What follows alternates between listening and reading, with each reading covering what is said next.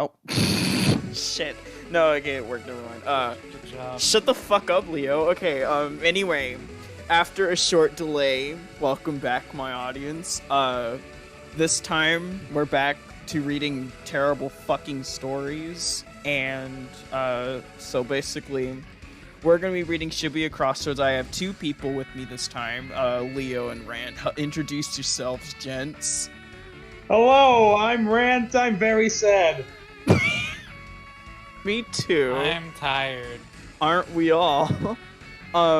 So this story is different from the other one because the chapters are like retardedly short. Like there's more chapters than the other one, but since they're so damn short, it's not really gonna make a big difference. So we're gonna be reading 3 each, but I'll be reading, it'll be kind of like a pattern. So I'll be reading the first, Leo will read the second, and then Ren will read a third, and then we'll be doing that until we reach like 3 sets or so. So, oh, and another warning, like we're probably just gonna be shit talking this story. So I mean the chapters are very short, yeah, but I mean we're probably just gonna interject and be fucking jackasses about it all. So Yes, we are. Yeah, Fuck this boy! all right. Actual fucking trite. Yeah, this is like really old and pisses me off as like a World Ends With You fan. You'll understand if you played that game. Ooh. But yeah, I suppose I'll get this one started. So, Chapter 1, Shibuya. Shibuya, a large city inside Japan. Most people know it for fashion and large large crowds. I see. However, there's another side of Shibuya, a side very few people know about.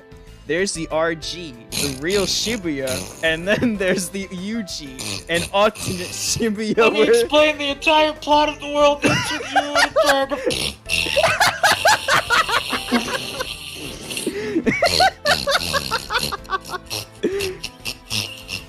He's right, you know. There's Yuji, an alternate Shibuya where a sort of game is held. The rules are simple. Survive 7 days and you get a second chance at life. That's right, if you are in this game, you have died. Is this the part where we say spoilers for, like, anything? Yeah. Yeah.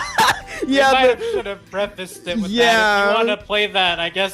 Well, to at be this fair, point, okay, you're yeah. already fucked All right, over, but hey. to be fair, okay. Spoilers for the Rollins with you, maybe. What they just said though isn't a big deal, because I mean that's kind of easy to like guess, so that's not that big a deal. But future like stuff warning. they don't finish telling you until the end of like 1/3 of the game. Yeah. Okay, the fact that they like phrase it as "that's right, if you are in this game, you have died." Just who wrote this shit? Oh my god. Okay, it takes a lot to survive this game with reapers at your throats, other players as your competition, and noise. Not noise like with a capital, no, just regular noise, waiting for just the right moment to erase you. Whatever the fuck that means, I guess. However, the game was stopped. It was never stopped. What? Wait. Or was it? Something unbelievable is about to happen. This is that story. I like how it's trying to say like the Reaper games ever stopped, even though they never actually did, like, ever. No, that never happened, but okay.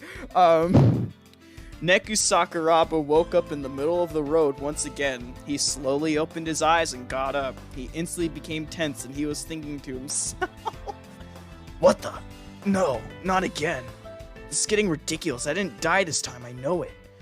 But wait, I know I'm not dead, so what's the deal this time? Did someone find some stupid loophole to force me back into the game? Ugh, this is just annoying. And then like the author does this stupid cue music, so I mean that does all my work for me. Can you just like transition that into the song playing? Just have it like fade into that. Yes, I should. Yes. I like how this author does all my work for me, because like one of the more fun things is like choosing songs for situations at work, right? But no, I guess the author has a vision or whatever. Yeah, he has a dream. Dude's a fucking auteur, dude. Oh my god. Neku began strolling through Shibuya and took a quick turn into an alleyway. He stopped in the alleyway and dug into his pockets for something and took what looked like buttons or large just call them pins or whatever, what the fuck? Or large pendants out. One looked like a lightning bolt, another looked like a blue energy ball, and there were others too. Neku began to think to himself When again. does he pull out the, like, Sonichu pin? Yeah, when does he blew out the autistic lightning bolt pin from, like, the end of the game? It's a good thing I kept these, just in case. Just in case. Okay, Neku saw that no one else was in the alleyway and no one else was around. He saw a trash can and tried to use one of the pins. A large blue energy ball flew out of his hand and hit the trash can, blasting it into many pieces. Neku began to instantly tense, sweating on his face. He thought to himself yet again, "What? But that's impossible. You're not supposed to be able to use pins without a pact or without a partner. Something strange is definitely going on here." Neku dug through his pockets, seemingly looking for something. Whatever it was, he didn't find it. He left the alleyway and looked around the area some more, seemingly looking for someone. He began thinking to himself again, this time no longer tense, the sweat receding from his I think they meant, like, receding, but even that would be kind of weird. Yeah, like reciting? Okay. Receding would, like, make me think that the sweat is, like, pouring back up and going into his pores. Yeah. Dude, the sweat sucking up from his face, going back into his, like, forehead. Oh my god. Let's see. This is really strange. Stranger than usual even for the UG. I don't have a player pin. I don't see any of the players around. I don't see any Reapers. What the hell is going on? At this point, Neku just couldn't hold it himself any longer. Uh-oh, I'm gonna take off my headset and scream this like for real. He shouted at the top of his lungs. What the hell's going on? It was a bad move on Neku's part. As soon as he stopped yelling, several noise appeared in front of him. Neku quickly got in his fighting stance and thought to himself yet again. Just great, so the noise are here, but the Reapers aren't. Well, at least I can use my pins without a pact or a partner, although that would still make things easier. Plot convenience! Yeah, plot. I didn't know this was a Project Cross Zone game. Fucking thank you. End music, cue long 3D. This didn't take Neku very. Oh wow, what's the point of cueing music if you're not even gonna do like a badass battle scene? What the fuck? It's so lame. This didn't take Neku very long. It only took a few energy blasts and some lightning strikes to take all the noise out. Oh, this dude writes fight scenes like Flammy does. Oh god, I need more alcohol. That was easy, declared Neku after his victory. End music. Neku began strolling through Shibuya yet again. No Reapers, no players in sight, no one else in sight in general. What's going on with UG Shibuya? Only time will tell. P.S. Yes, it's short and I don't care. Have fun flaming me. I mean, we're certainly having fun, but, I hate this Brian.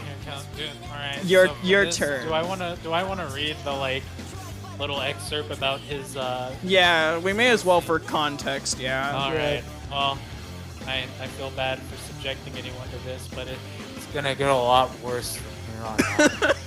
If you thought it was bad, it gets a lot worse. He's right, you know. Before I do this, I went ahead and decided to allow a certain character into this fanfiction. Yes. The character in question is Brian Ezerton. Yeah? He's a Jew. I mean, he's an RP I created for Pokemon RP purposes. However, he can't seem to stay in an RP before the RP dies and is inevitably forced cancer. That's not the point. Brian mentioned something in the chapter as to what he was doing before he arrived in Shibuya. That's how Brian ended his last RP before the last RP was canceled. If you want a clearer picture of what he looks like, I suggest you say so in the review guide. Okay, we're done. Yeah. Anyway, chapter 2.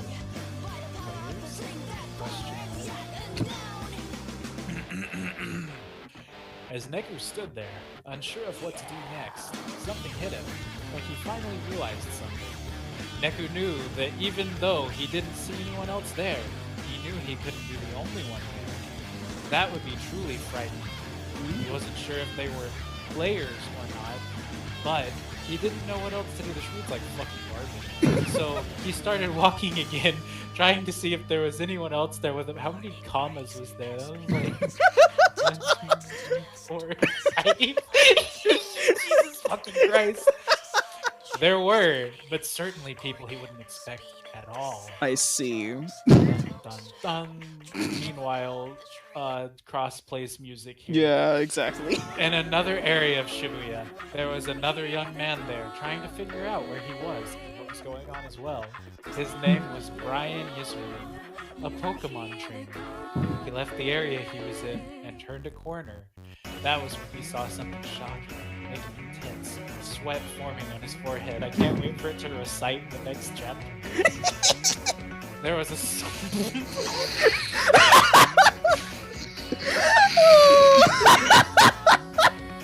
There was a small white girl, seemingly unconscious. Without thinking, Brian's... Dude, he's gonna fuck the pony. He's gonna put it in a jar. Now, Brian sprinted toward the downed animal. Crap! Yelled Brian. He reached the pony and got down on his right knee and began shaking the pony.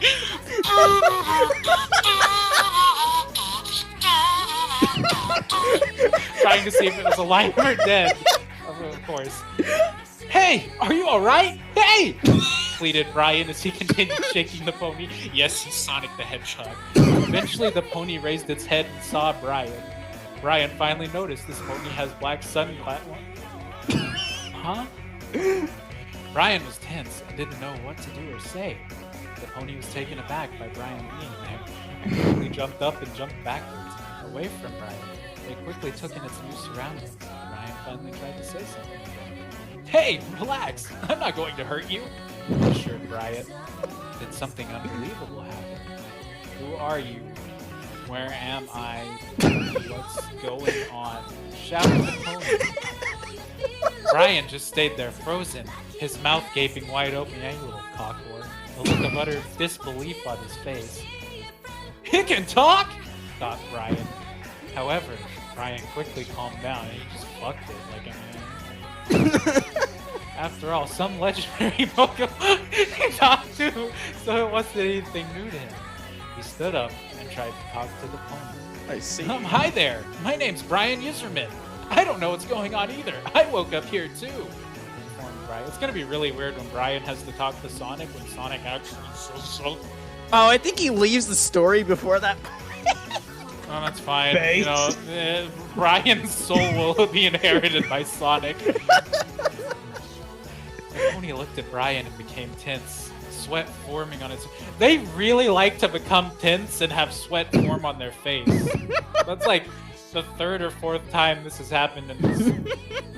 It's a Brian's motif. sweat dropped. What does a sweat drop do? This dude's like, okay, you're a human, right? A friend of mine told me what humans are, but she wasn't sure if they are real or not. Asked the pony. Yeah, I am, and you're a talking pony. Go figure. Replied Brian. The pony laughed a little. At this point, Brian could tell from his voice that anyway, you woke up here too with no explanation whatsoever. Asked the pony. Yeah, answered Brian. I see. Well, anyway, my name's Final Scratch. Nice. Some people call me DJ Pony for the same reason, though. Explain Vinyl. In case you forgot or didn't hear me, I'm Brian Yisrael. Announced Brian kills me. I'm Brian Yisrael. He literally sounds like a Jewish cult leader. Like, this man made someone drink the Kool-Aid. People are dead because of this man. Midsommar Part 2, starring Brian Yisrael. Shut the fuck up. Okay, Cross didn't say anything. Moving on. The two talked some more and explained to each other about where they came from. That's pretty unbelievable, commented Vinyl. Look who's talking! Remarked Brian. So, what were you doing before you got here? Asked Vinyl. Finding a legendary Pokemon. I won, but I wore myself out and collapsed on the ground, then woke up here. Answered Brian. Oh, I see, started Vinyl. I just went to bed, then woke up here. I see, commented Brian. I wish this dialogue would stop. This sucks. Vinyl lowered her head a little, seemingly slightly upset about something. I hope my friends remarked Vinyl. Ryan walked closer to Vinyl's scratch and looked down at Vinyl and responded, "Hey,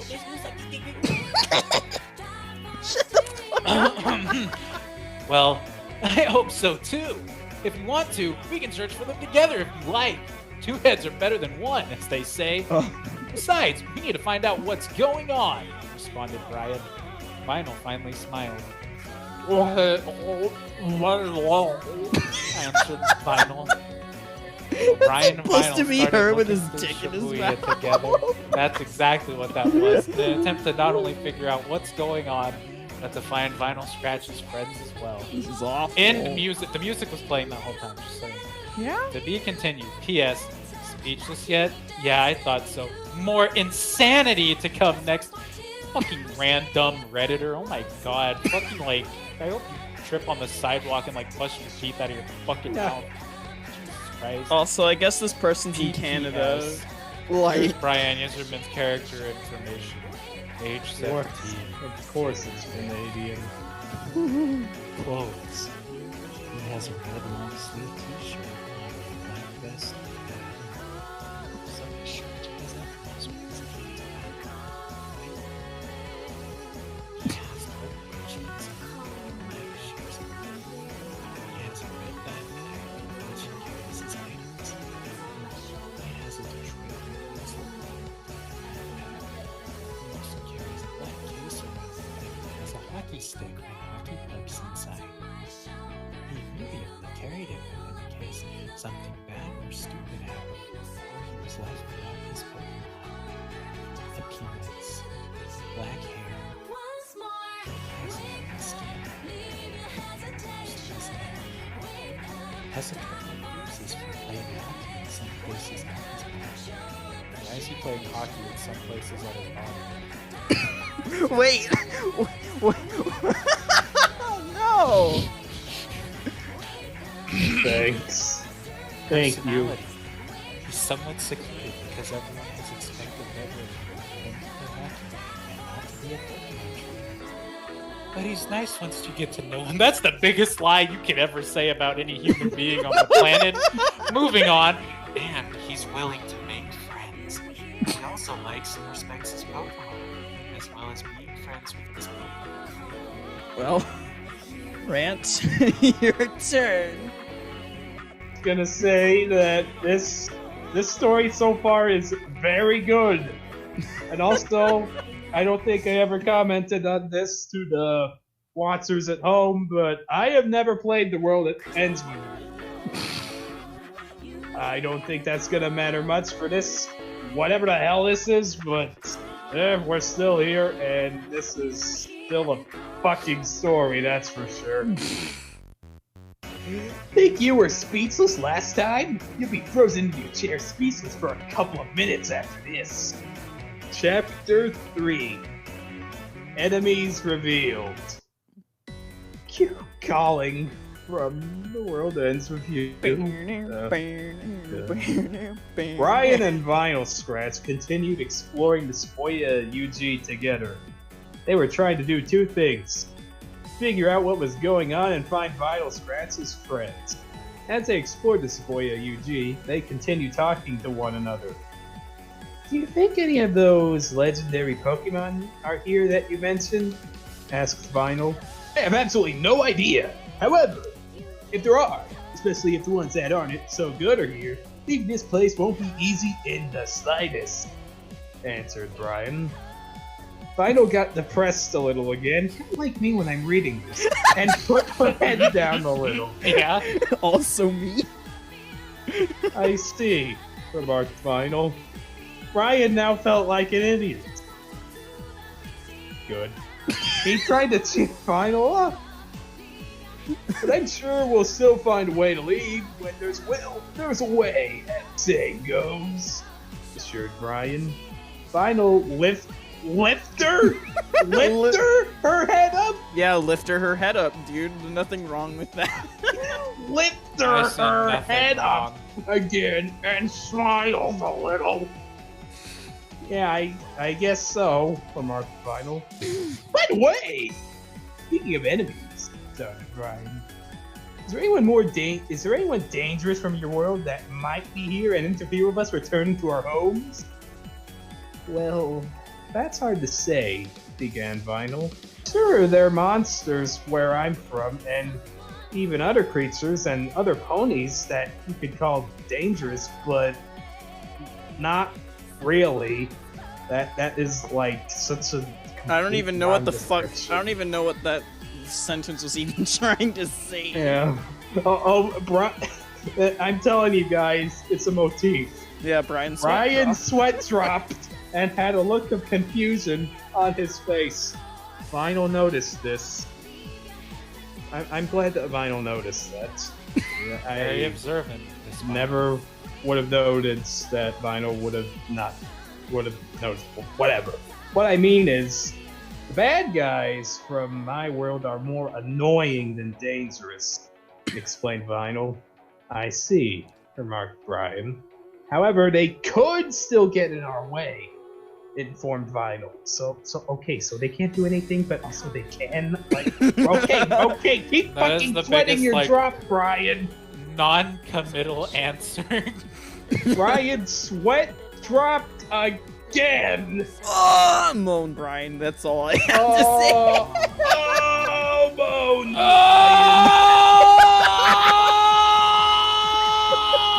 Vinyl laughed a little. Then, all of a sudden, Vinyl stopped dead in her tracks and seemed really tense. A look of pure terror on her face. Brian quickly noticed this. What's wrong? Asked Brian as he tried to see what Vinyl was looking at. He answered his own question. In front of the two was a small group of strange-looking creatures. They were known as the Noise. However, Brian and Vinyl didn't know that. What the? Remarked Brian. The creatures leaped at them. Oh fuck. Vinyl frogs. jumped backwards. Brian stood his ground and quickly took in a black, large case and opened it. He quickly took out what was inside, a hockey stick. I'm glad it was just a hockey stick. Based Canada. Glad that And the they made music. a Pokemon OC that actually doesn't use Pokemon for anything. Cue Long Dream from the World Ends with You. Yes. Brian slashed at one of the creatures, sending it backwards, and then jumped backwards a few times to dodge the other How do you creature's slash attack. at something with a hockey stick? Wait.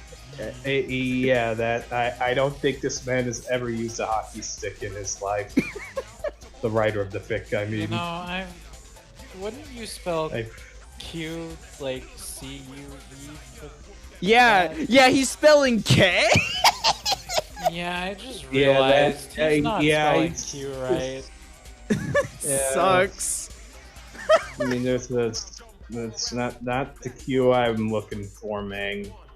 That's when he noticed Vinyl just standing there, frozen, pure terror on her face. Can you fight? Yelled Brian. No response. Vinyl just stood there, frozen in pure terror. Brian became tense. Damn it! This is bad. I have to protect Vinyl Scratch. No, you don't. Not You Brian. can just leave her. Hey, yeah, you're right. I do that. I would totally Yeah. leave No. her. Don't worry, just stand back. I'll try to handle this, shouted Brian. Brian began fighting the noise. Even though she was frozen in pure terror, Vinyl was still thinking to herself, no, why is this happening? Why? Thought Vinyl. Brian started to have problems in the fight. Like what? Yeah, name He some. was I just just want to know how too he's hitting outnumbered. noise with a hockey stick. Yeah. Vinyl noticed this, but before I go on, may I ask, would it be useful if I actually knew what a noise was? Yes. No, the noise are basically kind of like demons that are unhittable with anything unless you're in the UG. And I guess he somehow spawned in a hockey stick that's able to hit the noise. I don't know. Thank you, Brian Yzerman. Makes sense. Yeah. No, Brian. Please. Stop. Don't hurt my friend. Please. Not Vinyl. Brian was now getting beat up quite badly. Good. Getting slashed quite a bit. Yes! What am I supposed to do? I'm not strong like my other friends. What am I supposed to do? Thought Vinyl. Brian was about to throw out one of his Pokemon to help him. That is, until something unbelievable happened. Nice. Vinyl Scratch just outright snapped. She had outright look of pure anger on her face now. That's a good sentence. Just want to throw that out there. I said, stop! Stop hurting my friend. Go away. Snapped Vinyl. All of a sudden, it was like music started flowing out of Vinyl Scratch. It was more like music notes, sound waves, and so on burst out. Why is out italicized? Of Vinyl Scratch. It surrounded because the Vinyl area. Scratch is actually exploding and like Particularly- music notes are coming out. Yeah. Particularly the noise. The noise instantly became affected, like it was really hurting them. Then all of the noise just vanished. They were destroyed. They were defeated. Vinyl Scratch just used music as a weapon? I hope that the story reveals that she's just using one of those shitty like noise-related pins from like The World Ends With You, like where you Scratch blow the into the pin mic. to make music. Exactly. Brian was in utter disbelief, his mouth gaping wide open. Okay, note to self. Do not mess with or piss off Vinyl Scratch, thought Brian. Unbelievable. What would happen next? Only time would tell. Dear God. And the music. Yeah. To be continued. P.S. The moral? Don't mess with Vinyl Scratch. Oh, and next chapter will be a short break from Brian and Vinyl Scratch. It'll be the other two characters also in the Shibuya UG. If you think you can guess who they are, I suggest you guess again. I'll be quite unbelievable to say the least. I'm not going to like this next bit, am I? I already. It's gonna be. Oh boy! Oh. It's already starting. I see. Well, it's my turn, so Time for Cross to voice Daddy. This story is really good. Yes. yeah, I'm in gonna the have to worst voice way. a pony and daddy. Thank you. Chapter 4. Unthinkable duo. In another area of the Shibuya UG, there was a large adult man with red hair, purple clothing, and an average-sized sword walking around. His name was Kratos Orion. He was supposed to be protecting Darius Carlin. However, he just woke up here as well. This man was rather serious, perhaps too serious. He was thinking to himself, I really don't have time for this. Darius Carlin unprotected is dangerous. I suppose it's not like anyone's after it, but still. Oh well, I suppose the best thing to do, or really the only thing to do, is to try and figure out what's going on and to see if there's anyone else here, thought Kratos. I don't like this next paragraph at all. I want to fucking I kill like someone. it a lot. As Kratos made his way out of the small area he was in and into a larger area. That's when he saw something quite unbelievable out of the corner of his eye. It was a large pony, of course. It was white with flowing blue hair, a tiara, and also had wings and a horn. Strange creatures were nothing new to Kratos, so he tried to ignore it and moved on. Base! I mean, can you blame the man? No! I would also be moving on. I would be like, oh look, one of those pony fuckers. Keep going. It's Base Kratos. He didn't just stop and be like, oh, are you okay? No, he tried to leave. I could respect that. it's like, I see the autism horse. He's already like, Kratos just went, oh god, it's another leaving. one of those fucking furries. yeah, Kratos is already like higher up on the list of characters that's like good in the story. He's probably gonna go down, but I mean, I think Kratos is good for trying to avoid getting dragged down to Yeah. East 21. Yeah. let's see. Anyway, strange creatures were nothing new to Kratos, so he tried to ignore it and moved on. However, that wasn't meant to be. The pony saw him and reacted instantly. Oh, a human. How interesting. Others are here as well, so that doesn't surprise me. Remarked the pony. Kratos stopped where he was, even though he was talking. It didn't affect Kratos. However, he had a look on his face that said, great. Just great. Me too. Me too. Me 3. The pony began to approach him. Now he was really screwed. Kratos, he could have just killed her, but okay. Kratos had no alternative but to talk to this creature. However, he still didn't look directly at it. He just continued in the direction that he wanted to go. He's like trying to leave it behind. Thank you. Find a window to walk away. Leave. Go now. Hello there. I'm Princess Celestia, though I suppose you don't know where I'm a princess of, so you can just call me Celestia. What's your name? Asked Celestia. Kratos. Kratos Orion, stated Kratos. Did you wake up here out of nowhere as well? Asked Celestia. Yeah, answered Kratos. He then began leaving. He's as fuck. Thanks, Kratos wants to be out of this place just as much as we do. Kratos is our guy. Where are you going? Asked Celestia. To figure out what's going on so I can get out of here and get back to where I belong, informed Kratos. Oh, well, in that case, I'll come along with you. Not everything has to be done by yourself, after all, decided Celestia. Kratos now had a look on his face and said, what? You gotta be kidding me. Me IRL. However, he had a bad feeling that if he protested, Princess Celestia would want to come with him even more, so now he continued with Celestia following him whether Kratos liked it or not. He fucking hates her. I love this dude so much. The two unthinkable duo. Don't you mean the two unthinkable people? Like, I think if you're trying to say two duos, doesn't that mean that there's 4 people? Interesting. The two unthinkable duo continued to move through the Shibuya UG until eventually they made their way into another area. However, when they entered, they were forced to stop because they noise had appeared in front of them to fight them. Kratos quickly took out his sword and quickly noticed Celestia just standing there. He glanced back towards Celestia with the corner of his eyes but didn't actually look at her. Please tell me you can at least fight, pleaded Kratos. Oh, I can, but it's something I could like to do until I absolutely have to, informed Celestia. Kratos looked back towards the enemies. Oh, sorry, but I don't think we have a choice, remarked Kratos. Yes, I suppose it becomes abundantly clear, commented Celestia as she flew into the air and assumed what seemed to be a fighting stance. What the fuck? Why? Also, what's the point of cueing music if, like, you're only gonna give us, like, a couple of sentences to, like, work with? Like, who are you?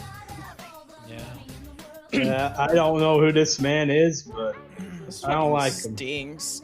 Instead of playing the song for this fight scene, just play some, like, clown horns. Yes. Hong Kong. Hong Kong 97. This didn't take very long. A single slash from Kratos' sword was all it took to defeat a noise. Celestia was also using some unbelievable magic. It took out multiple noise enemies. This sight even made Kratos slightly tense. It took less than 5 minutes to defeat the group of noise. Fools, declared Kratos. I like how they have like victory fucking quotes. It's thank you. That's Soul. Obviously they didn't like us joining. Oh no, that's Celestia. Fuck. Obviously they didn't like us joining forces for there to be that many of them to attack us. I guess it means they consider us the strongest ones here. What? I don't like how Kratos Orion is like really powerful, but then right next to him on the power scale is a fucking pony. But okay. Queried Celestia. It seems that way, remarked Kratos as he was also thinking to himself.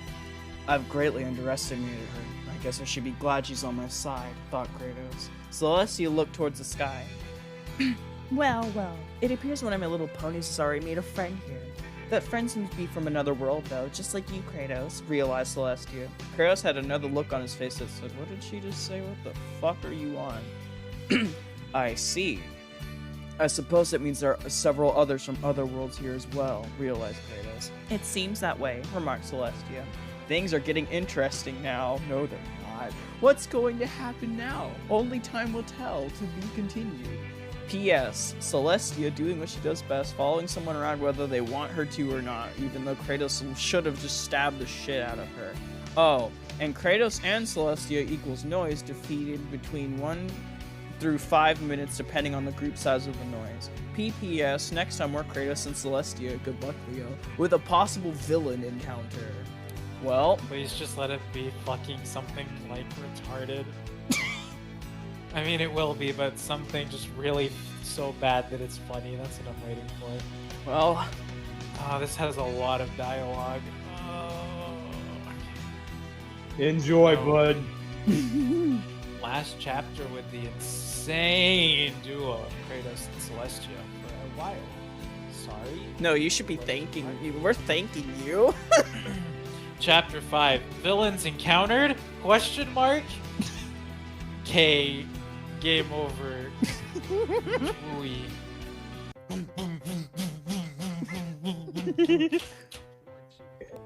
After everything that happened, Kratos and Celestia stayed put in the area they were currently in for a while. They were trying to contemplate everything that had just happened. Not only that, Kratos still couldn't believe what Celestia had said earlier. At this point, however, Kratos could tell Celestia was good, and vice versa. Kratos didn't think sharing information about himself and what world he was from would come back to harm him in any sort of way. So, that's what he did. He wouldn't do, not Kratos, come on. And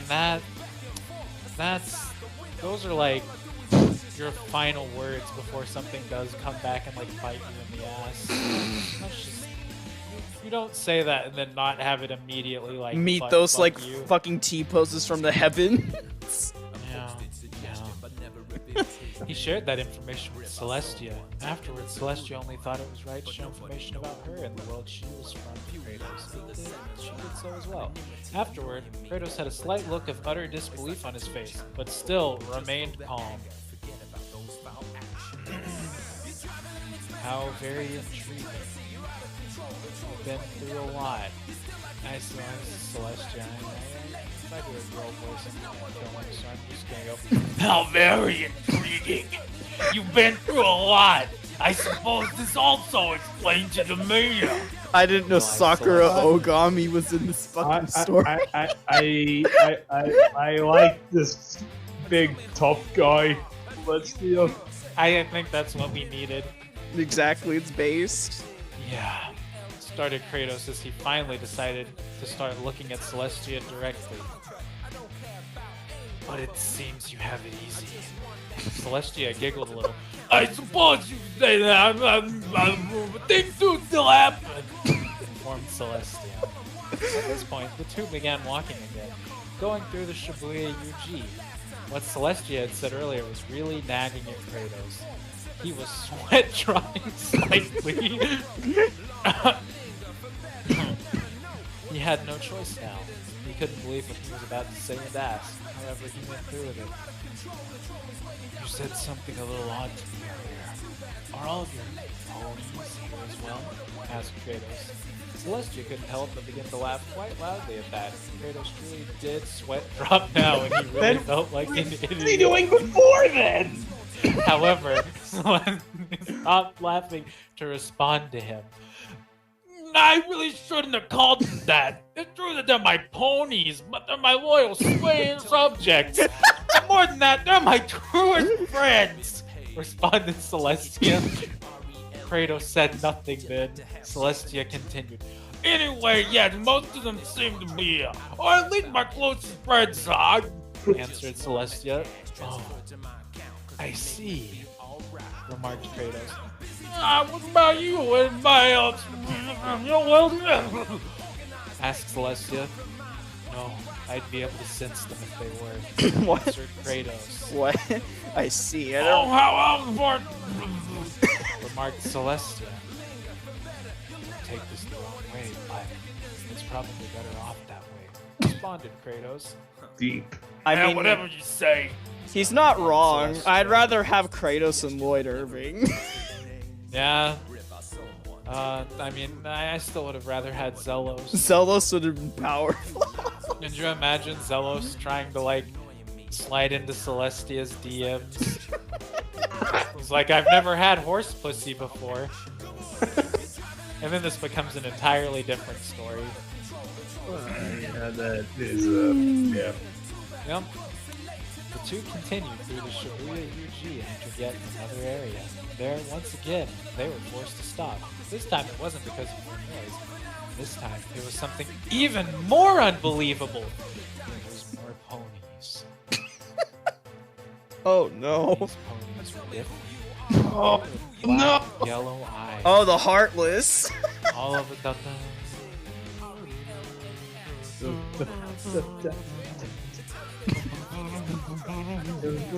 All of a sudden, Celestia became serious. Kratos noticed this. The ponies approached the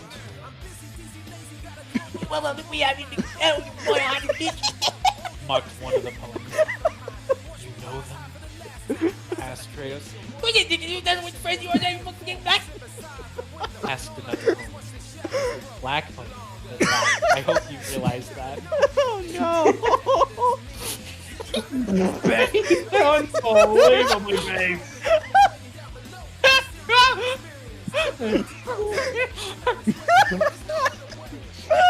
Faded to riot footage. That's what I've noticed shadow ponies.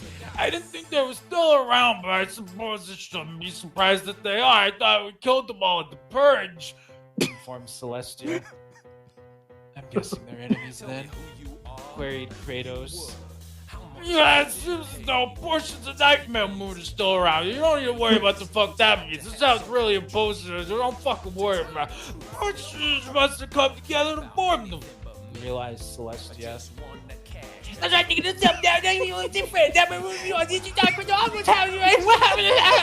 Tackled the shadow pony. Kratos had a look on his face that said, "They're joking, right? Are they serious?" asked Kratos. Unfortunately, they are, bitch, answered Celestia. She then flew into the air and assumed her fighting stance again. How do you mumble? Fuck you! Fuck you! just fuck you. Yeah, I just Mumbled think Kratos as he took out his Infinite sword. Anime really knows what they wanted. Yeah, they did. In music. K. Someday English. Kratos and Celestia really beat up the black creatures. Celestia with her unbelievable magic and Kratos with his sword slashing. This lasted quite a while. It did until Celestia did a large magic attack, consuming and damaging all of the shadow ponies, that is. I hope you learned something from this, you goddamn motherfucking... declared Celestia. No. In music. K. Game over. The shadow ponies were running away. Declared one of the shadow ponies. Things are getting interesting now. It seems as though villains and enemies from the same worlds have been transported here as well. What else will happen? Who knows? In music. To be continued. Yes. Oh goody. Well, anyway, next time another group, let's just say, two members of the group are quite knowledgeable. Start guessing if you want to or feel like Does it. this imply that the other Just characters start are all playing some retarded? like game show music, just like ba-da-ba-ba-ba-da-da. Yeah. Ba-da-da. That's right, you guessed wrong. That's oh god. Hey, Yeah. Rand, you good. This is very All I good. can say, Rant, is I hope you enjoy this. This is just I fucking love this fucking I play at love- Crossroads. Yeah, this is no time for justice. Chapter 6, Book Smarts. Deja vu, boo, from World Ends With You. In another area of the Shibuya UG, there was another young adult. He seemed to be in deep thought, in a sort of thinking, standing pose. Believe it or not, the young adult male was a defense attorney who seemed to like the color red. His name was Apollo Justice. I question why they went with Apollo Justice and not just like Phoenix Wright himself. I don't know it. That's how you know this is going down the Or toilet. you. Maybe you maybe named it her was so you can overlay the picture of adult Phoenix, or like what the fuck did you saying that everything gets worse from here on. He was trying to pin down what was going on. He was thinking to himself, let's see, I went to bed and then woke up here. That's not much to go on. The only thing that makes any sense is that I was transported here somehow. But I have no idea who would have the ability to do that. Thought Apollo. Apollo then became frustrated and slammed the bottom of his clenched fist against the wall. Oh! I have too little information to go on. I need more information. I want to investigate this. I will investigate this. Mr. Wright would want me to do so, but I need statements from other people here. Wait, that's it. I have to see if anyone else is here. If I'm lucky, there are. I can get information and statements from them, and hopefully eventually determine and figure out who the culprit behind the incident is. All right, enough thinking. Get ready, unknown place. Here come justice. Yes, I don't he like is. how that came out. Here come Justice. That's this. It has the this same writer energy is- as I Come Blood. Yeah, That's a good song, by the way. Yeah, it go look does. that up. I Smile. know. I mean, honest to goodness, I love Cannibal Corpse, so I can agree with that. So, yeah, thought Apollo, he had made up his mind. He made his way out of the small area he was in and into a larger area. He found others, but others he didn't expect at all. He had a look of utter disbelief on his face, his mouth gaping wide open. One was a purple small pony. I see. Another was a small purple and green dragon. Yo, thanks, Doc. The last one was a brown owl that was roosted on the purple pony's head. It was like Apollo was frozen in place. Of course, these three instantly noticed Apollo. Who? Called the owl. For once, that owl says something right, dude. Who's that? Asked the dragon. Be nice, Spike. Began the purple pony. I've read about them in a book, but I had no idea they actually existed. It's a human, specifically a human male. Why are you specifying that he has a penis? Where is this going? I don't like that. Hey, I wasn't thinking about that until you brought it up, and yeah, I hate this now. Ooh, repeated the owl. Well, once again, the owl is right. Who is it? Asked Spike. Well, only one way to find out, decided the pony as he started going towards Apollo. Wow, you really changed a lot, Twilight dude. For the better, too, complimented Spike. Twilight stopped and blushed a little and continued towards Apollo. Spike followed. They reached Apollo and noticed the look on his face. What's his problem? Asked Spike. I'm sure he's never seen anything like us before. I'd react the same way, answered Twilight. Apollo then took some long, deep breaths. Yes, they were talking creatures. they were also potential witnesses, as well as obvious potential allies and friends. Apollo readjusted himself and was about to chat with these three. Feel better now? Asked Twilight. Yeah, answered Apollo. All right then, started Twilight. I'm Twilight Sparkle. Dragon is Spike, and the owl on my head is Aloysius. That's just a stupid name for an owl, by the way. That really fucking sucks. Hey there, remarked Spike. Who? Called Aloysius. What's your name? Asked Twilight. Apollo Justice, defense attorney, at your service, announced Apollo. Say, what now, dude? Questioned Spike. Maybe we should start by sharing information about where we're from, realized Twilight. Apollo was sweating a little. Good point, remarked Apollo. So, they did just that. Also, I really wish it was Phoenix instead. Yeah, I think Twilight we all and do. Spike informed Apollo about where they were from. Apollo did the same. Afterwards, Apollo had another look of disbelief on his face, but only for a moment, before he became serious again. That explains a lot, actually, commented Twilight. Yeah, really, remarked Apollo. Apollo didn't know why, but for some reason, he felt like he could trust these creatures. I blame the So, author. Apollo went and explained to them about what he planned on doing. I don't know, man. I wouldn't trust just a fucking talking midget horse if it just walked up to me one day, man.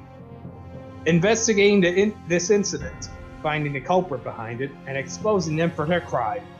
Afterward, Twilight, Spike, and Aloysius just nodded at one another. They obviously all agreed to do something. I'd like to help you if that's okay. They want to know who did this too, offered Twilight. You should let her, help you out, dude. Twilight here is...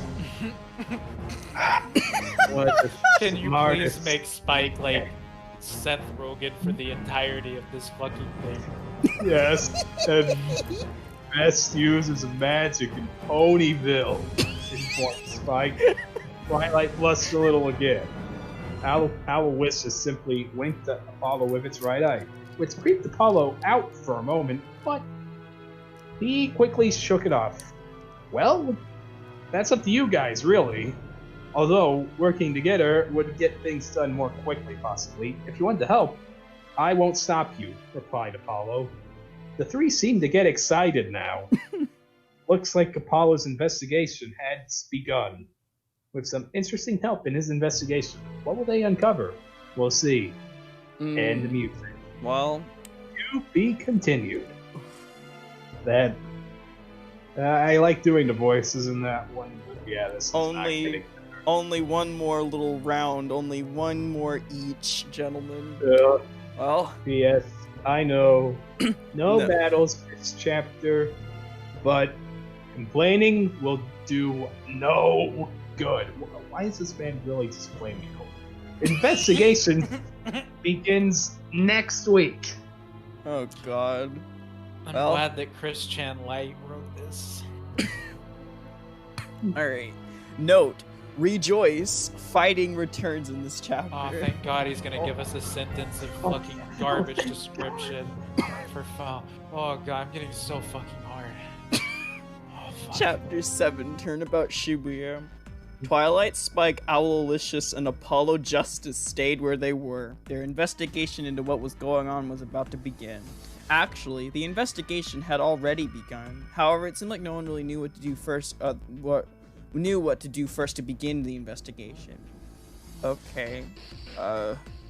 So began Twilight. How do we start this How many times are they gonna investigation? use the word began and fuck you. Apollo then got in his thinking standing pose again. He got stared at strangely, but didn't seem to care.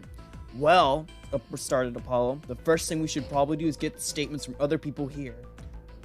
Statements? Repeated Spike. Correct, responded Apollo. He then took out a notebook and started writing stuff down. It was his own personal information and his statement. He also wrote down the information about Twilight, Spike, and Owlicious. Apollo continued. There, I've written down my own statement, began Apollo. He then looked towards Twilight, Spike, and Owlicious. What I mean is I need you three to tell me what you remember before you got here and after you got here. For example, for me, I just went to bed, fell asleep, and then woke up here. Oh, I get it. Okay. However, I don't think it'll be much different from yours, informed Twilight.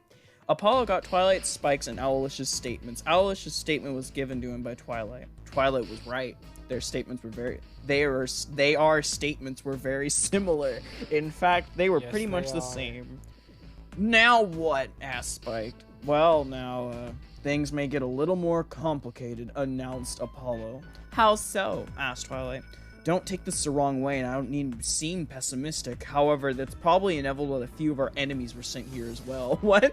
Where did you come to that conclusion, Apollo? What the fuck? You didn't run into anything. But okay, fine. Revealed Apollo. It's almost like it's foreshadowing or something. Yeah, It's almost like this is terribly written. Twilight, Spike, and Owlicious now became serious. That's probably true, remarked Twilight. That's why I need you to tell me everything you know about your enemies, because I'm pretty sure one of the enemies sent here as well is looking likely the culprit behind. This is totally fucking shitty foreshadowing. Oh my god. Informed Apollo Justice. Well, it looks like you already have someone in mind, smirked Spike. Apollo was now embarrassed and blushing a little. No, not really. This is just to get a simple potential suspect list, remarked Apollo. Alright then, that's simple, assured Twilight. Twilight informed Apollo about all of her home's enemies, and Apollo wrote it down. Now what? Asked Spike, but this time Apollo didn't respond. He had that look of utter disbelief on his face again. Twilight, Spike, and Owlicious noticed this. How many times are you gonna have like characters notice like a look of disbelief on another character's face? This sucks.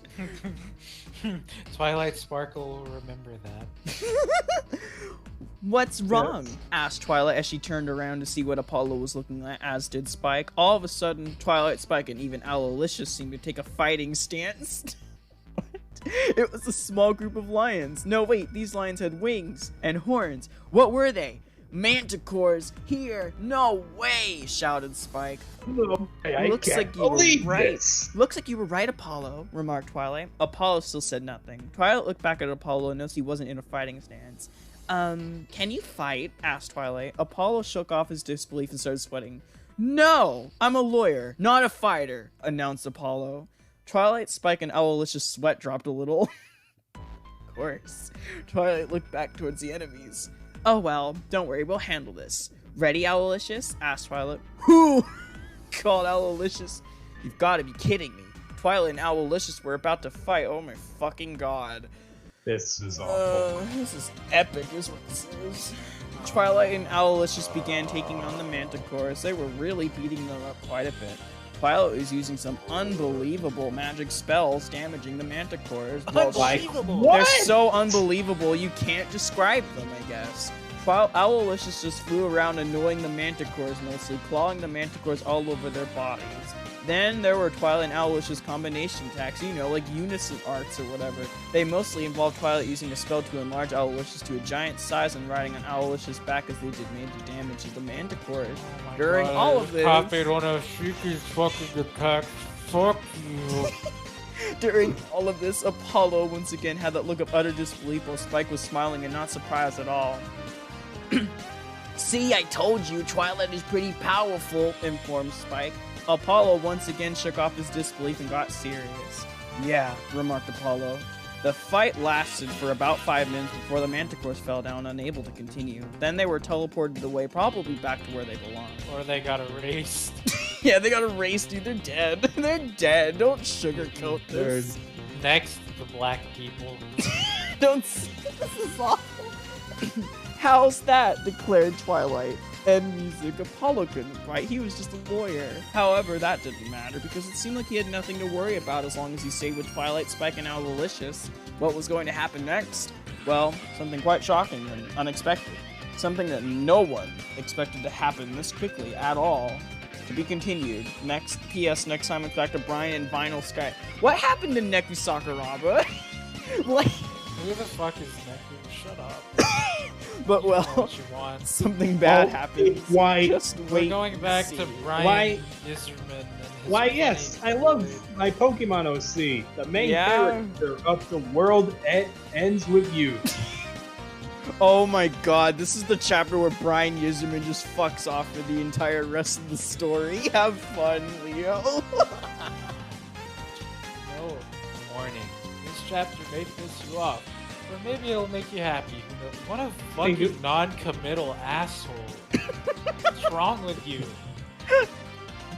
I know you're a goddamn adult. Fucking act like one. Goddamn motherfucking non-government It's called considering money autist, multiple fucking tastes. disability ass looking. Okay, calm down. Chapter 8. Alone. Brian and Final Scratch had just found themselves in yet another fight. Another small group of annoyance. Okay, hybrid English. I hope that for these fight scenes you really just play like absolutely anything but the actual song. Oh Just, no, like, I will. like farting noises. I'll play whatever the fuck I want, honestly. Brian and Vinyl really started to be able to fight well together after Vinyl discovered her power. Wait, you mean she couldn't do that before? She just like busted a nut. Ugh! Vinyl would stun and damage the noise with music attacks, and Brian would finish them off with slashes from his hockey stick, which basically made it a relatively easy fight. I'm glad that he's just like fucking Casey from TMT. It just took a while because of the amount of noise. The fight lasted about 5 minutes before all of the noise was defeated. Feel the mute. Dance, water, dance! Shut the fuck Declared up. Vinyl. In music. K calling Tui. It was a pretty easy fight for the both of them, and they looked at each other and smiled at Oh no, shut the fuck up, Leo. These No. two may not have known each other for very long. However, they looked at each other with intense passion, lusting for one another. They began to feel their breath closely pouring over each other as they leaned in. However, something was about to happen. Good. Something downright shocking. Good. Something that would affect Vinyl Scratch throughout the rest of her time in the Shibuya UG. She's gonna get like fucking super AIDS, dude. Getting fucked in the ass with a hockey stick. There seemed to be a That's seemingly good. peaceful, yet somehow awkward silence after the fight with the noise. After the fight with the noise. I'm glad I read it like that. All of a sudden, it was like a giant invisible hand came down from the sky and picked up Brian with 2 fingers. Yo, is that Master Hand? Yo, you see the Smash Bros? Oh my god! For his ultimate? Started to be pulled up into the sky by some unknown invisible force. Yo, World of Brian Light? and Vinyl pretty much freaked out. What the hell? Shouted Brian. Brian, called Vinyl. Let go! Let go of me, damn it! Shouted Brian at the unknown force. He sounds pretty happy, but that's like the only way I can sound. Let go of my friend right now. I'm warning you. Do it now, ordered Vinyl. It did no good. Brian was tense and sweating. Vinyl was tense as well and could only watch in horror. Brian then did something unbelievable. He screamed at the top of his lungs. Excuse you? Exclamation point? Exclamation point! Screamed Brian. Then, without warning, it was like Brian just dissipated. He just disappeared. Oh, he's fucking dead. I see. He's been Good. erased. Vinyl Scratch broke down and fell to the ground and began sobbing quite loudly. No, why? He didn't do anything. Exactly. What is happening? This isn't fair. Why? Cried Vinyl Scratch as she said pretty much one more time, I'm going to fucking snap your dick off. Broke down and fell to the ground and refused to move. It was like Vinyl Scratch wanted to die right. You too? You too? I relate to that line. Wanted to die right Wow. then and there. Same. Me too. Everyone in the Shibuya UG heard Brian scream. Neku was tense. No, He- someone he's literally here. sent back. where I don't know if they're spelling that right. Shockingly, Celestia even seemed to have a look of shock and horror on her face. Shockingly, shock and horror, shock. Kratos seemed pretty angry. Keep saying pretty. However, Celestia quickly became serious again. Impossible. Someone lost, sent back to their home world? Questioned Kratos. No, Began Celestia. it was like they was forced out by someone or something. Worst of all, it was a friend of one of my little ponies. The contrast there. What? Remarked Kratos. Apollo, Twilight, Spike, and Owlicious were all tense. This can't be! Someone was sent back already? Parried Apollo. That was fast. This is not good. Realized Spike. No, Spike. Started Twilight.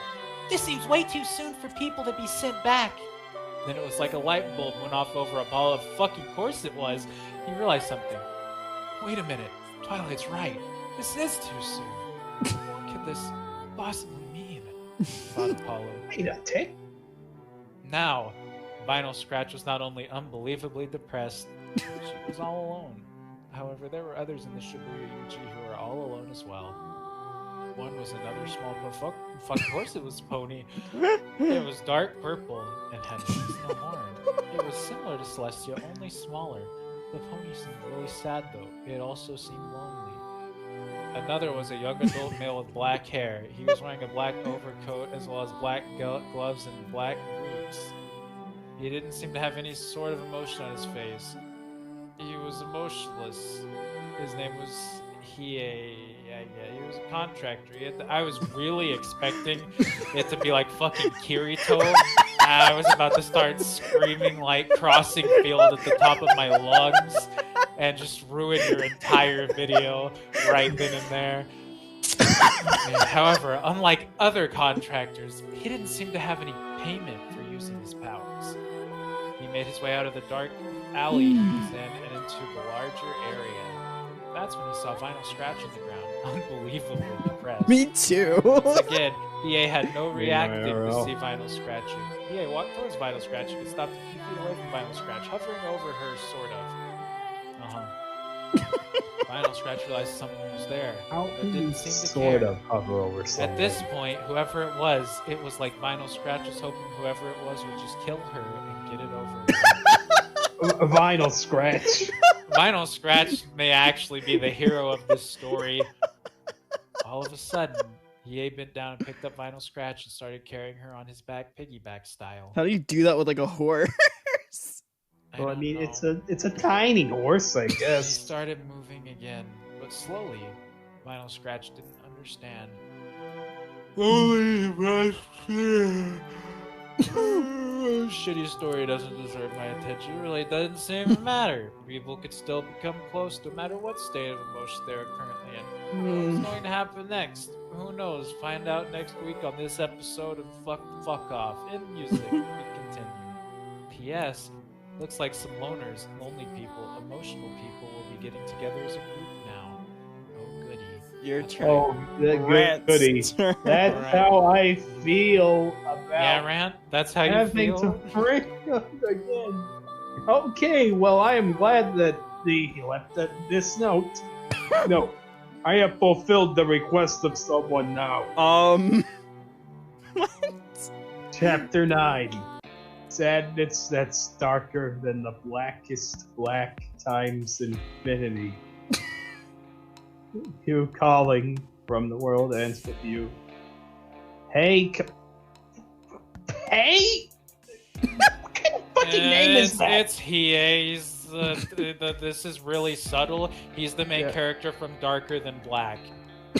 Oh, Hiei. Okay, that's okay. I see. I think At least I I'm pretty sure Hiei is. Yeah, I haven't okay. vaguely heard of that. I don't think I would know anything about it other than the name. Oh. Hiei continued to carry Vinyl Scratch on his back, piggyback style. Vinyl Scratch started opening her eyes.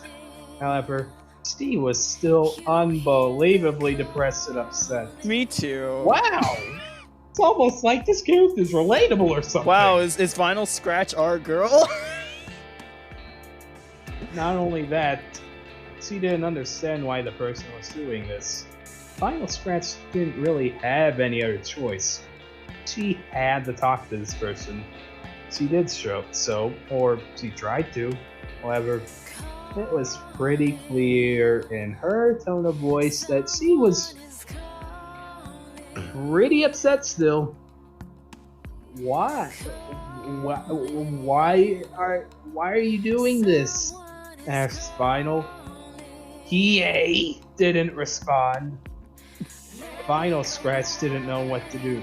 Whoever this person obviously wasn't going to kill her. What fucking English school did this person go to? In fact, I'm not sure if they went to one. In fact, it seemed like the exact opposite. This person seemed like he was trying to help Vinyl Scratch. Vinyl Scratch didn't know what else to do. She had to get everything that just happened off her chest. So, she pretty much spilled her heart to Hiei, so to speak. Basically, she told him that everything that happened up to Hiei showing up and carrying her. At first, once again, Hiei said nothing. However, finally, after a while, Hiei finally spoke to Vinyl Scratch. That explains quite a bit, actually. I thought you were hurt. However, it turns out that you're just emotionally scarred, remarked TA. He was a close friend. Can you blame me? Don't you have someone like that? Someone who you were close to and really liked? What if they disappeared like that? You get really emotional too. She just has Stockholm syndrome because you like raped your mouth when you first found her lying in the streets. I swear. Yeah. Basically, probably is what happened. Could say I do, replied Hiei. Well then, there you go. Final. You have a name? Hiei, answered Hiei. Please stop making me say this name. Holy shit. Might also be Hey looking at it, I'm not sure. I'm not sure why it is. But it doesn't matter, just keep calling him Hey, it's funny. Vinyl Scratch. That's his fucking name now. Call me Vinyl if you want to. That's what Brian did anyway. Informed Vinyl. After a while, Hiei and Vinyl entered another area. You two set me down now. I think I'm okay now. I feel a little better after getting all of that off my chest, assured Vinyl. Hiei did so, and the two decided to talk really quick to know each other a little better. So we both basically woke up here after falling asleep in our beds, realized Hiei. Seems that way, remarked Vinyl. You have any idea where we actually are? Asked TA. Nope, sorry. All I do know is that there are enemies who attack you here too. Ooh. Answered Vinyl. I see, remarked TA. Two explored the area further, only to find the small, dark purple pony with a horn and wings. Vinyl Scratch seemed shocked and tense. She recognized this pony.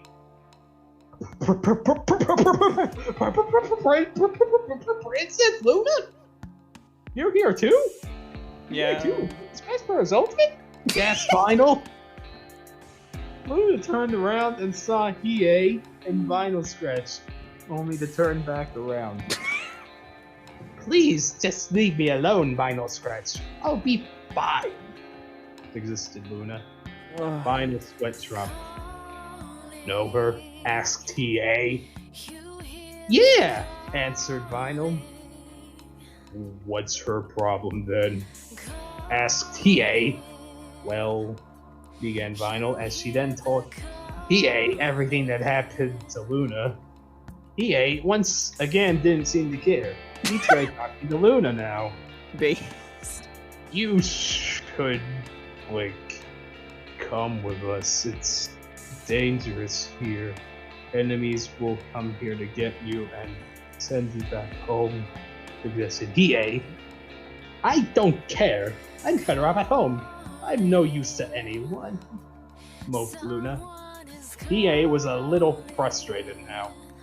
What happened wasn't your fault, assured Hiei. That's right. No pony cares of.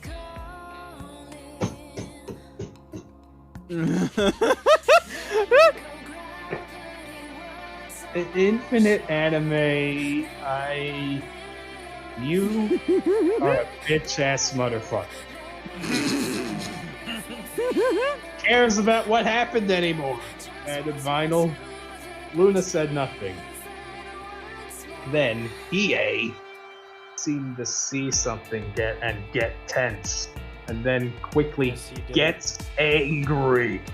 He dashed toward Luna. Vinyl scratch becoming tense. Go make a fucking drinking game out of how many fucking times he says tense or sweat throughout. We can. Also, I'm really mad. I looked up who Hiei is, and he looks like a fucking Chad. He's based as fuck. Yeah, what's... Oh god, yeah, this man looks very powerful. He is. A noise always was jumping spell. toward Luna, set to attack. Hiei got in front of the noise's attack just in time and took the attack. Hiei began to bleed a little with some blood falling onto the ground. He blood dropped on the ground.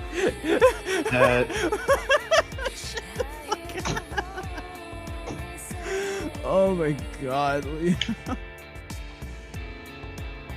Luna saw what happened and was shocked and tense. Ooh, a double. Wow. Why? Asked Luna. Sorry. I don't care what you say. Don't let anyone hurt you. Replied He's Hiei. into that, you asshole.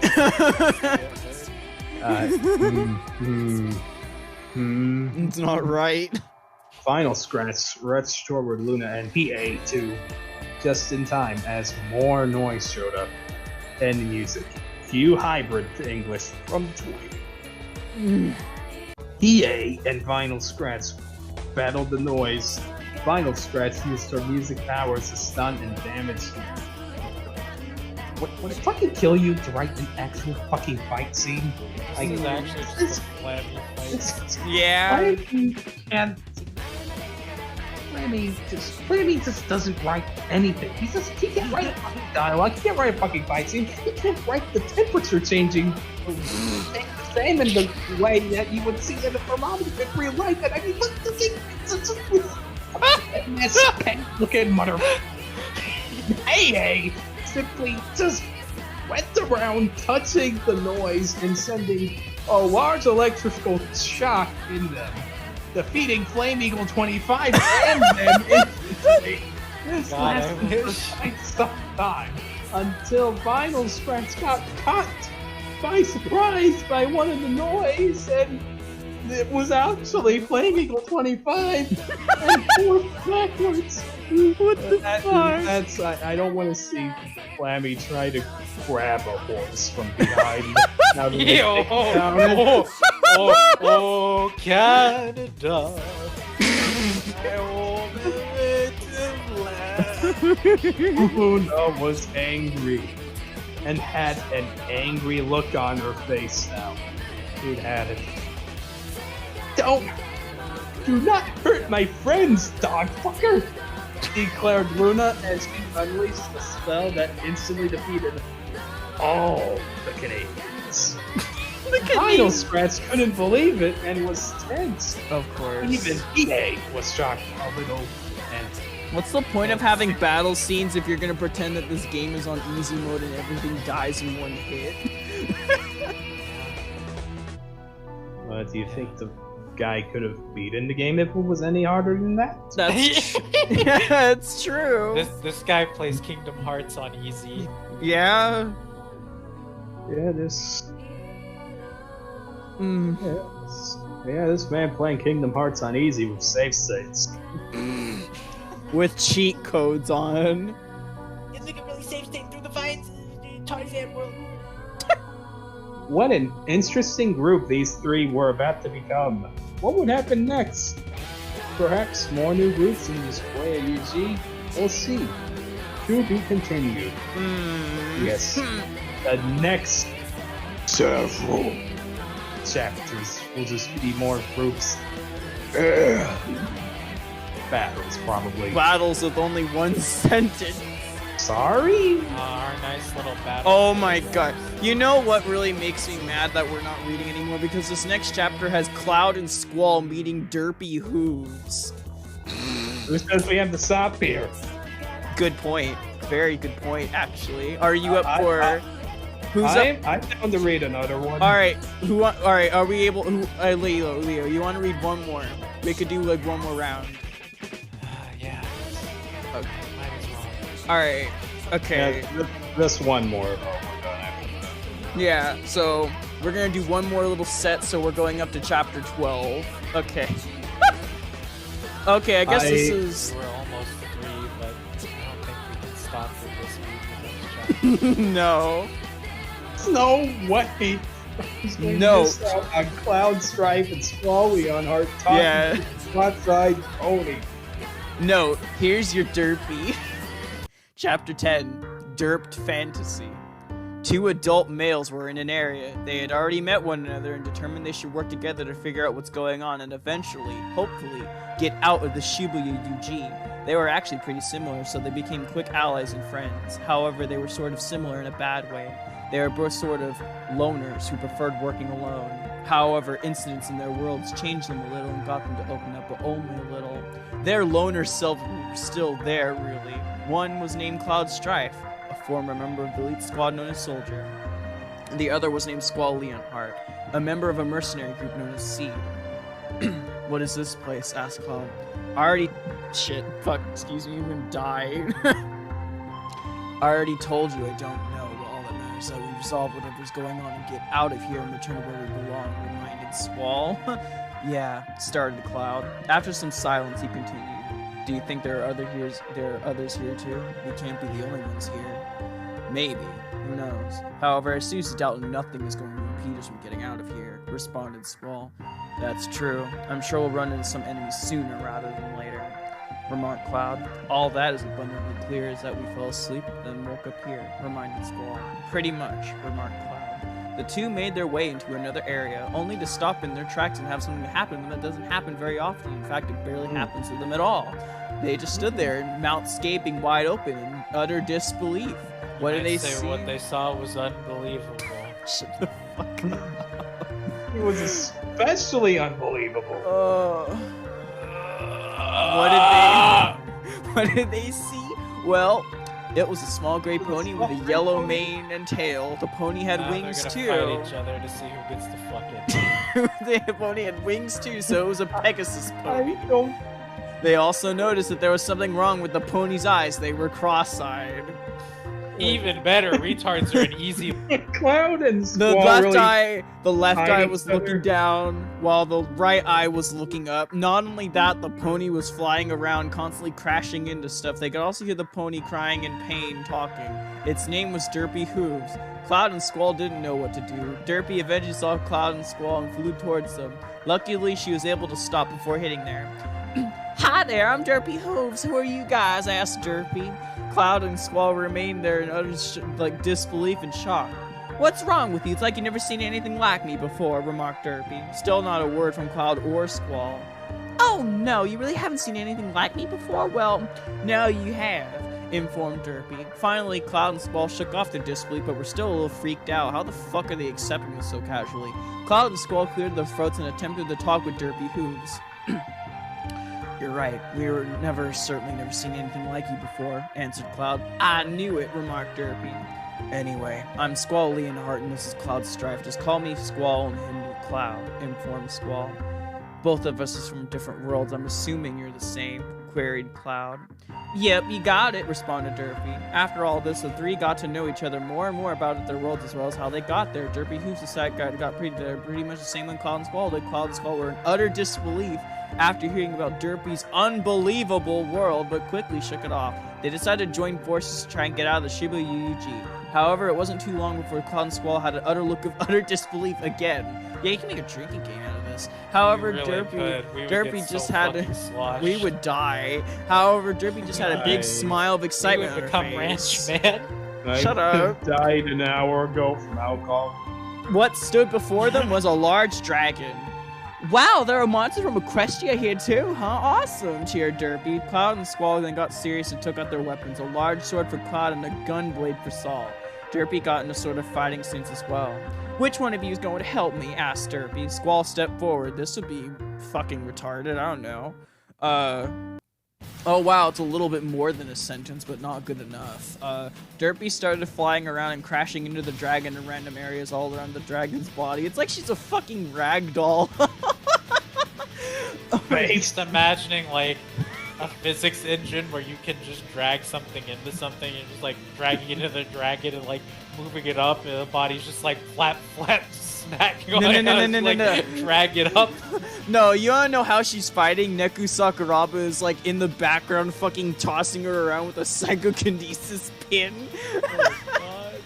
Because not only did it annoy the dragon, it was damaging the dragon as well. Squall was running around the dragon, slashing it in random areas around its body and legs as well. However, these slashes also caused some small explosions, damaging the dragon even more. This lasted for a while until the dragon became annoyed and killed Derpy. I mean, it swiped Derpy away, forcing it backwards quite a ways. That's when Cloud appeared out of fucking nowhere and slashed the crap out of the dragon's head area. Cloud and Squall continued their onslaught until the dragon eventually fell to the ground in defeat, then just suddenly disappeared with all of a sudden. Derpy flew back up to Cloud and Squall. Wow, you guys are awesome, complimented Derpy. Cloud and Squall just smiled. That's pretty uncharacteristic of them. It looks like Derpy would be perfectly safe with these two. What other kinds of groups would be made? We'll see. To be continued. P.S. More Final Fantasy people next time. Have fun, Leo. Yeah, I just want to throw out there that Smiling Squall is cursed. Oh, this is based as fuck. Have fun, Leo. Oh, Tifa's in this mess. Hopefully there's more ponies in this chapter so I can give them stupid tough guy voices. Chapter 11. It's called Clopping Dad. Okay, Deja Vu. Tui. Two people were in another area in the Shibuya UG. This time, they were two adult females. Believe it or not, they were actually very similar in appearance. Surprisingly so, actually. It's kind of unbelievable, honestly. They both had long black hair, however, they were different, obviously. Yeah, one's a shit character and one's actually alright. These two women were partly responsible for the change of attitude of Cloud Strife and Squall Leonhardt. However, unlike those two, they actually pretty much got along well with other people, making these two quick and easy friends. Especially after they talked about the two guys they cared the most about. One was named Tifa Lockhart, and the other was named Noah Hardaway. They had already gotten to know one another and decided to work together to get out of the Shibuya UG. They were conversing with one another. Footnote, I would love for Tifa to crush my head between her fucking thighs. Same.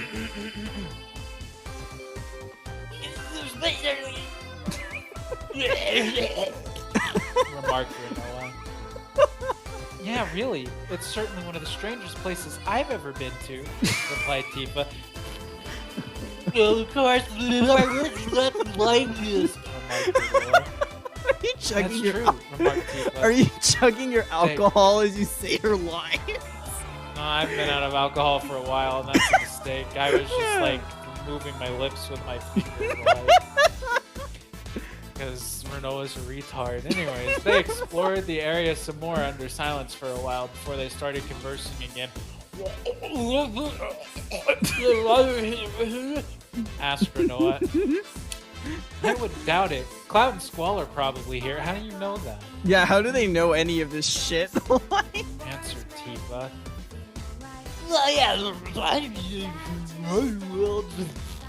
Explained Renault. Maybe. It's possible anyway, remarked Tifa. I can't keep this on for no, this is going to get very annoying for everyone. There are probably enemies to get in our way from returning to our home world too, realized Rinoa. That wouldn't surprise me in the slightest way, informed Tifa. Tifa and Rinoa continued to explore the area they were in and found no trace of anyone else in the area, or so they thought anyway. A voice from behind them spoke to them. Excuse me, I was, wondering, do you happen to know where I am? Asked a mysterious voice. Tifa and Rinoa turned around to face whoever it was, only to have a similar thing happen to them that happened to Cloud and Squall. They had their mouths gaping wide open like the fucking sluts they were, in utter shock and disbelief.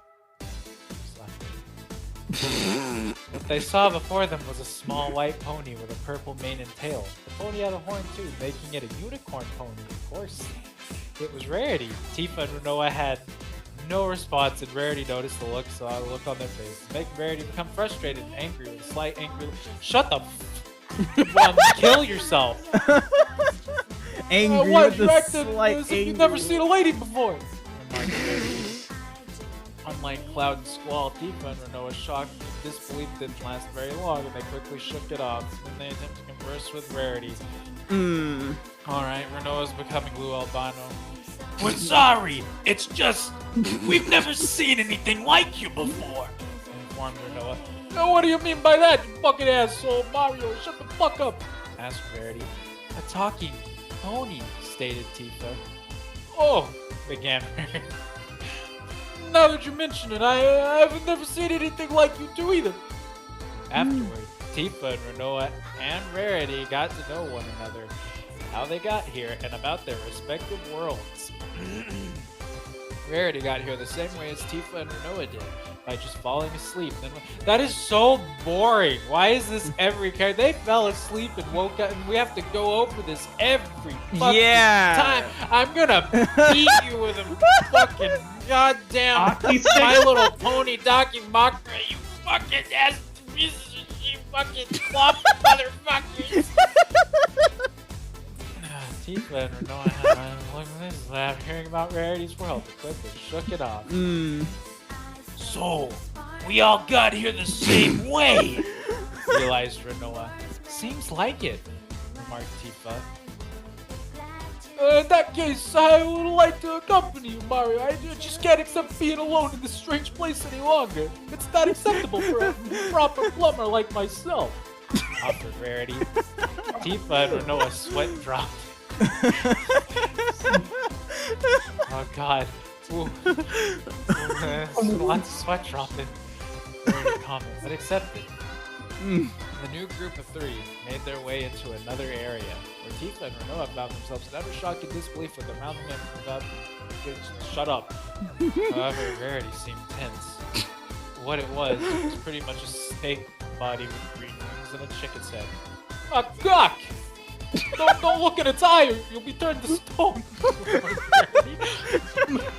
Tifa and Rinoa quickly shook off their shock and disbelief and got serious.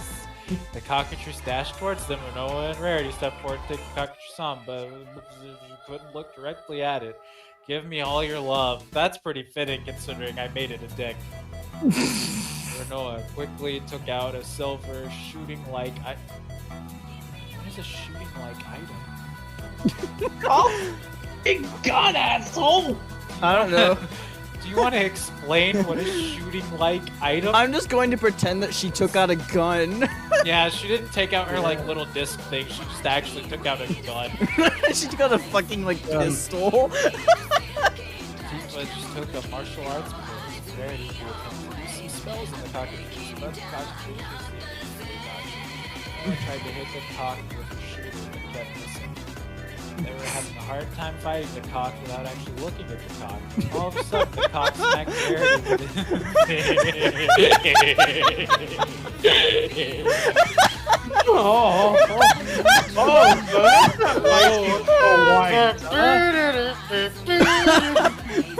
Forcing her backwards quite a ways.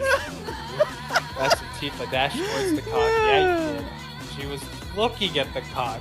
Well, actually, she was looking at the cock's feet. Also known as the balls.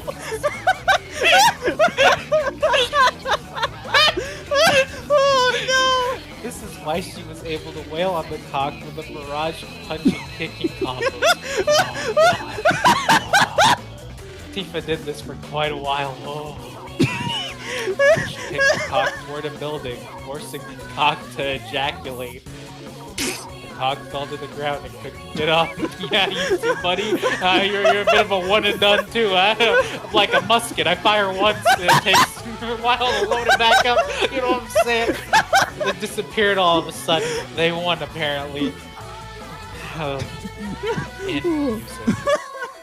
Renoa and Rarity approached Tifa. Wow, you're quite strong for a lady! Complimented Rarity. Tifa just smiled. It looks like Rarity would be perfectly safe with these two as well. What other groups would there be? Well, perhaps a group will be underestimated. Inevitable cause their enemies' own downfall for underestimating Oh my them. god, it's We'll Tails. see. It's fucking Tails. There we I'm go. calling well, it. Rant, I hope you're ready to make some bench jokes. The next group will be quite interesting, I suppose. It may Please make tell you me guys that- happy too. I don't know. Please tell me that there's Tails. No, there's no Tails. Fuck. Oh man. I was Got hoping. Oh, the Naruto. Did you call it Naruto or Naruto? Naruto. It's Naruto. Or Naruto. The Naruto in this fanfiction is the English dub version. Believe it, please. Yeah, believe it. Or I'll get you the best antidepressants in all of the Leaf Village. Believe it. Sasuke, I'm gay for you. Do. Naruto, why do you keep saying my name? Why does the music keep restarting? I'm Sasuke. gay. I'm gay, Sasuke. Is this a filler episode? You better be playing that like song from that video in the background of this entire chapter.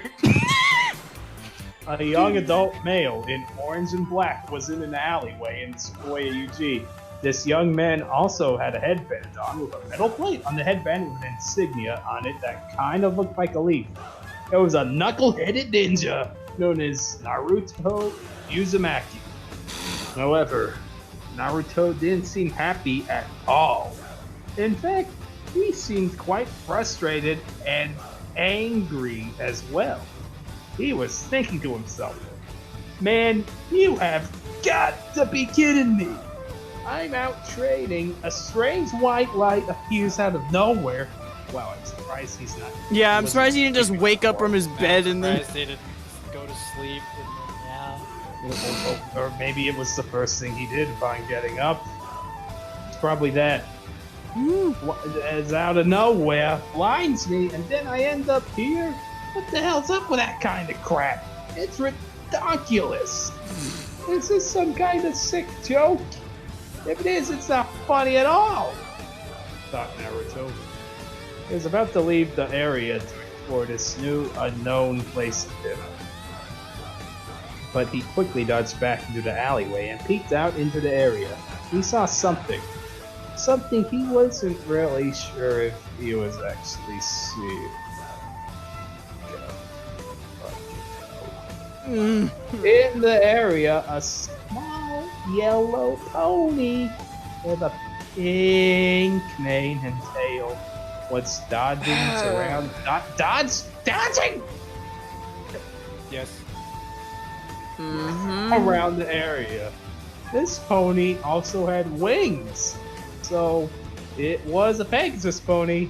It seemed quite scared and frightened of everything around her, almost as if everything else was unbelievable to her, especially since she was in an unknown place with seemingly no one around, not even her friends. That made her even more jumpy, scared, and frightened than usual. Yeah, it was Fluttershy. Fluttershy kept dodging around, making slight noises from her mouth every time she moved. Kind of like a squeaking sound. Naruto had this dumbfounded look on his face. He'd seen talking animals before, sure, but this was by far The weirdest one he's ever seen. He continued to watch Fluttershy with a dumbfounded look on his You didn't have to face. tell us that he still had the dumbfounded look on his face. Come on. Yeah, I mean, I followed this shitty script, buddy. Or at I'm not least talking except to when you. I'm talking to Scrolls Up, Infinite Anime. I am talking to you, asshole. Yeah, well, Infinite Anime is Very special. Infinite Anime has infinite repetition. We can say that a fucking Yeah? again. Yeah. What is that thing? Some sort of summoning jutsu creature or something? Naruto. All of a sudden, Naruto felt something bump into him. He was so focused on watching Fluttershy that he didn't notice that she was actually getting closer to him. It was too late. Naruto looked down to see Fluttershy. Fluttershy turned around and saw Naruto. She screamed and ran away. Naruto sweat. Yes, he did. Of course. Infinite Anime, you and I need to have a talk. Yeah, you get in that chair, mister. You and I'm gonna give you the lecture that I give the red bird fuck. Anyway, as I was saying, Naruto sweat dropped. He quickly ran after Fluttershy. Wait, I'm sorry, I didn't mean to scare you, shouted Naruto. Fluttershy dodged into another alley, then slightly peeked out from the alley, looking at Naruto. Naruto sweat.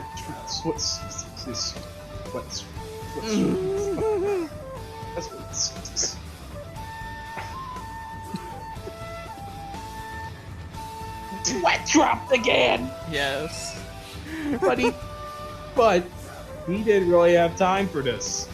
I mean, you fucking had time to write sweat drop like 50,000 times!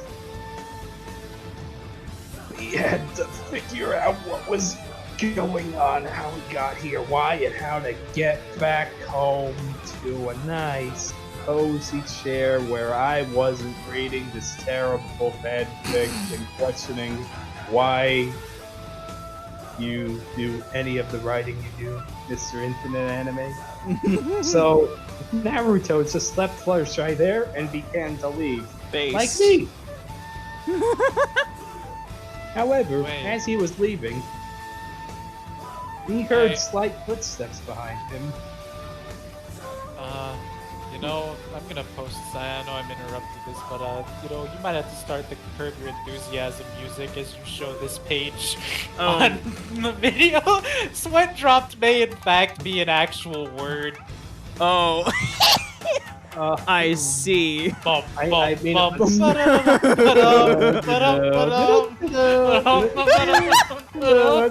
You know what? I'm not even gonna consider it that we didn't ever say it wasn't a word. We just said he kept using it too often. Like Yeah, a That's right, retard. but I was sitting there going, that does not sound like a thing at all, and now I'm just like, wait, this is a word?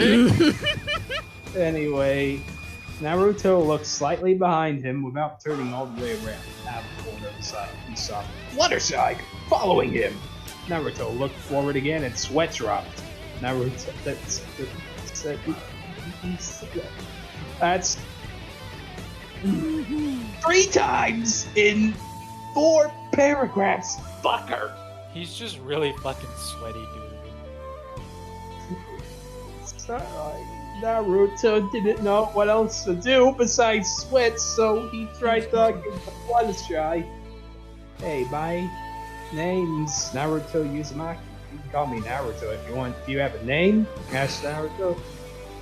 Fluttershy, stated Fluttershy quietly. She may have talked quietly, but Naruto still heard her. Look, I'm just like you, okay? I got here all of a sudden too. Honestly, I'm a little scared too, but can't let that be a beat. I'm moving forward to try to figure out what's going on so I can get back home, informed Naruto. At this point, Fluttershy rushed ahead and up with Naruto and walked beside him. She could tell he was nice, so he decided to trust and join him. Right into As a white they- man. Oh, as they headed through the area, they talked and got to know one another better. They told each other how they got here and about their worlds. Apparently, Fluttershy just fell asleep and woke up in Shibuya. Oh, there it is. Yeah, of course. There's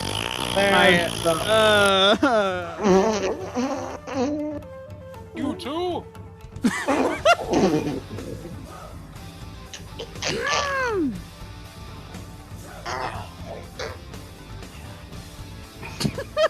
The two made their way into another area. That's when Naruto became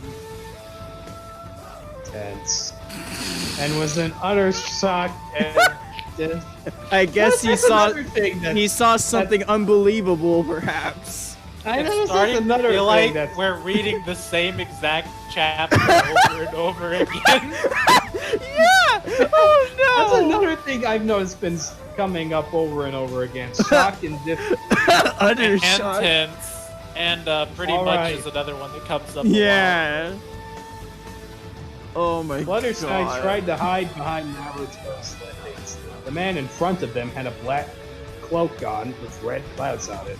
He also had a headband with a leaf A on it. lifelike insignia. That was a mistype. I don't know how I did that, but it had a mark across it, like it was crossed out on it. It was Itachi. I have to say his last name. Itachi Uchiha. Yeah, base Itachi. Oh yeah, this is one of the guys I actually remember from Naruto. And he is very base. Yes, he is. Itachi Uchiha. Uchiha. I already got it. Naruto instantly became infuriated.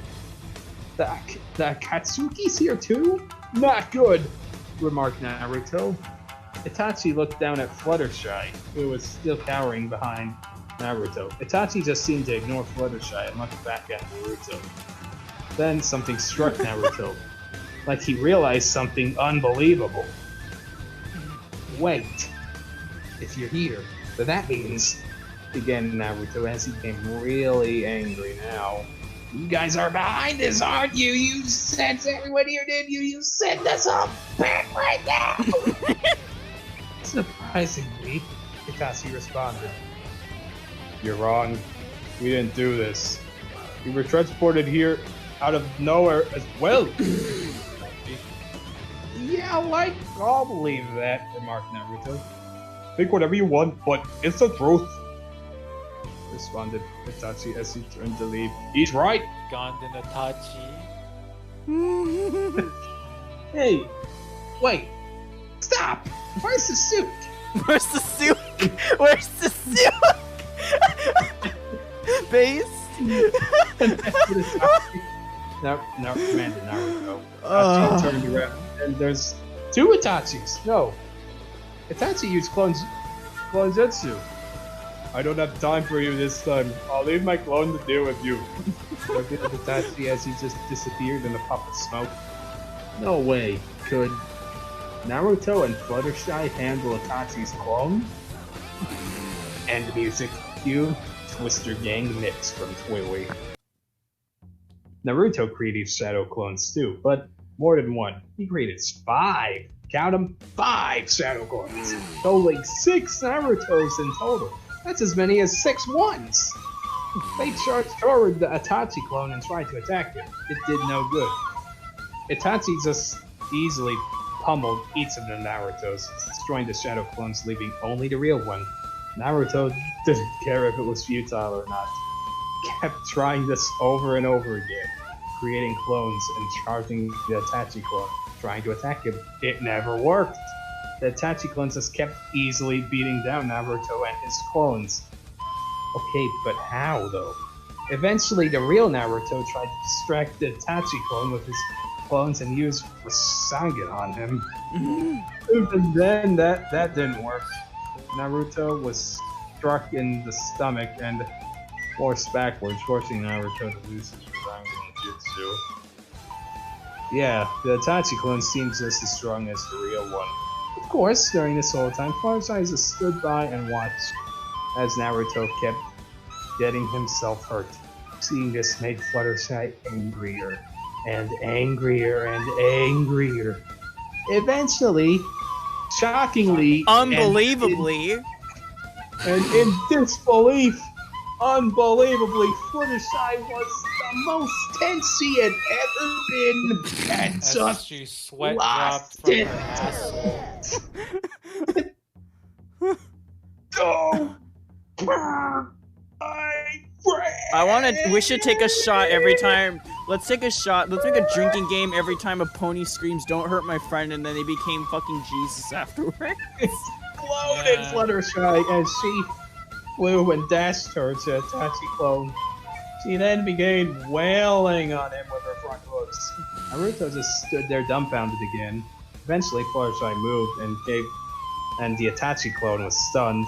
Naruto realized it and took his chance. He quickly made another shadow clone and formed a Rasengan. He dashed towards the Itachi clone and connected the Rasengan against the Itachi clone's chest, sending the Itachi clone spiraling backward and into the building behind him. Instead of slamming against the building, the close. The close. Close. I Yeah. thought I was missaying it. The at near first, and the but far. then this- I hate Canadians. Just disappeared in a puff of smoke. Except Rush, those ones are okay. They won! End music. Naruto now knew not to make Fluttershy angry. Oh, that's not the first time I've heard that one either. Fluttershy returned to normal and returned to Naruto's side. This group would be underestimated, however. That would work against their enemies. The next group, however, are apparently really loyal to their friends. We'll see how this group works out, too. To be continued. PSB. TV tropes.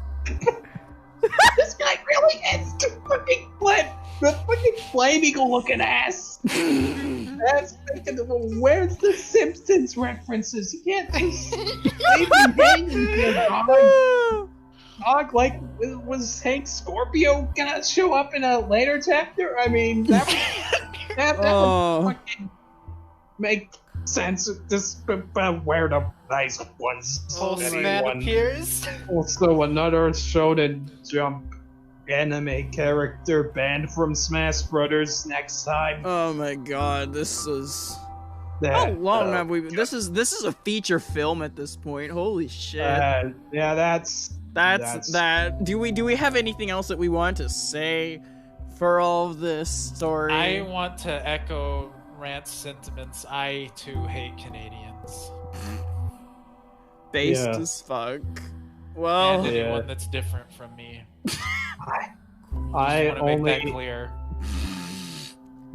well, that's that. We did Yeah. more than a whole fifth of the story. So next time Yeah. I'll have other people because these two are probably done with this story and they'll probably just watch from the sidelines instead. So. Ugh. Well, thank you two for joining me, and thanks to my audience for watching. Have yourselves a good night, and yeah, stay safe out there.